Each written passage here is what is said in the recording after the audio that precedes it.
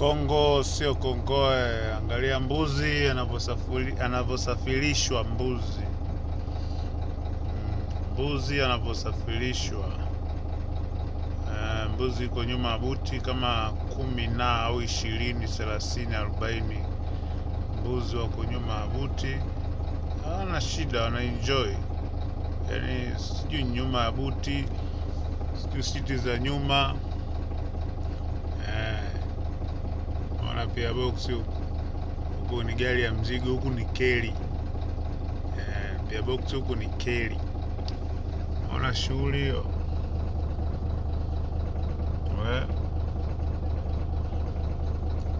Haya nyingine hapo. Wana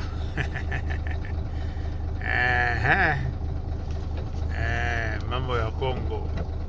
Mambo ya Kongo hayo. Hizo hapo mbuzi sasa zinaondoka. Pia box nyingine